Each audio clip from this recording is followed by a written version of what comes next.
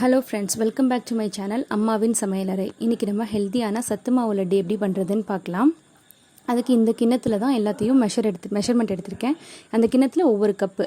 First brown rice, பச்சை பயிறு, பாசிப்பருப்பு, உடச்ச கோதுமை, பார்லி, கருப்பு உளுந்து, பொட்டுக்கடலை, நிலக்கடலை, பாதாம், முந்திரி, நீங்கள் வேணால் பிஸ்தா சேர்த்துக்கலாம், ஏலக்காய், வெல்லம் தேவையான அளவு. ஒரு பாத்திரத்தில் ஃபஸ்ட்டு அரிசி போடணும். அரிசி போட்டுட்டு 2 நிமிஷம் அளவுக்கு அந்த அரிசியை வதக்கணும். வதக்கணுன்னா லைட்டாக அது பொரியும். அப்போ எடுத்து தனியாக ஒரு பிளேட்டில் வச்சுக்கோங்க. பார்த்திங்கன்னா அரிசி கொஞ்சம் வறுபட்டுருச்சு. இதை தனியாக ஒரு பிளேட்டுக்கு மாற்றிடணும்.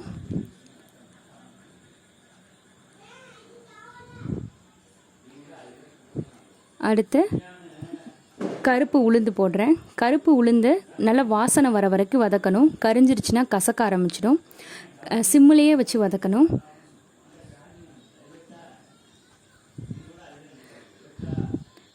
பார்த்திங்கன்னா நல்லா வாசனை வந்தோடனே எடுத்து மாற்றி வச்சுருங்க. அடுத்து பச்சை பயிரையும் நல்லா வாசனை வர அளவுக்கு அந்த நிறம் மாறி வரும். அந்த அளவுக்கு வதக்கிடுங்க. வதக்கிட்டு அதையும் எடுத்து தனியாக வச்சுருங்க. அடுத்து பாசிப்பருப்பு ரொம்ப வதக்க தேவையில்லை. 1 நிமிஷம் அளவுக்கு வதங்கினா போதும். அது சீக்கிரமாக வாசனை வந்துடும்.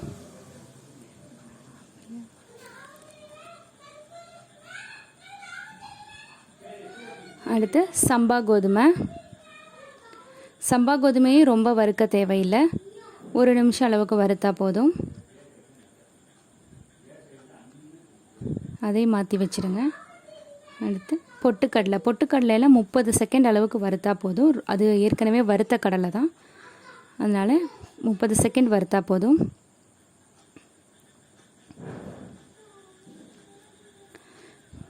பார்லி 1 நிமிஷம் அளவுக்கு வதக்குங்க. அதிலிருந்து ஒரு வாசனை வரும்.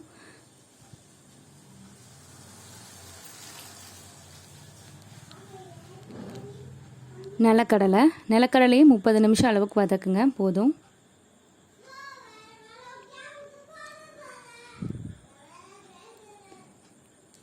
அடுத்து பாதாம், முந்திரி, அதையும் லைட்டாக வதக்குனாலே போதும்.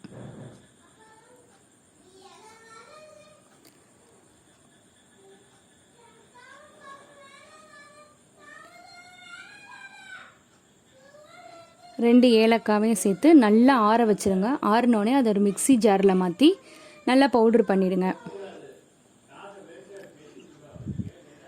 அதை ஒரு ஜல்லடையில் மாற்றி நல்லா சலிச்சு எடுத்துக்கோங்க.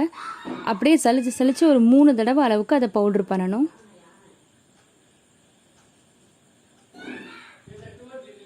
இப்போ திப்பியாக இருக்குல்ல, இதை திருப்பி மிக்ஸி ஜாரில் சேர்த்து திருப்பி பவுட்ரு பண்ணிங்கன்னா எனக்கு இவ்வளோ வந்திருக்கு. அதில் கொஞ்சம் மட்டும் எடுத்து அந்த வெள்ளத்தை அதோடு சேர்த்து நல்லா கையிலேயே பிசைஞ்சு விட்டுக்கிறேன்.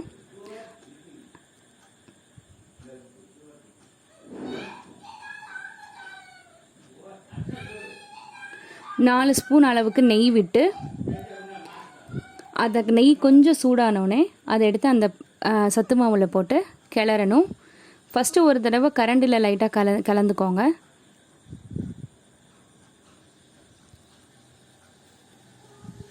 அப்புறம் கை வச்சு நல்லா பிசைங்க. கை வச்சு நல்லா பிசைஞ்சு அந்த நெய் அந்த சர்க்கரையெல்லாம் சேர்த்த பிறகு உருட்ட ஆரம்பிங்க. லட்டு பிடிங்க. லட்டு ரெடி ஆயிடுச்சு. இது ரொம்ப ஹெல்த்தியான லட்டு. குழந்தைங்களுக்கெல்லாம் கொடுக்கலாம். தேங்க்யூ.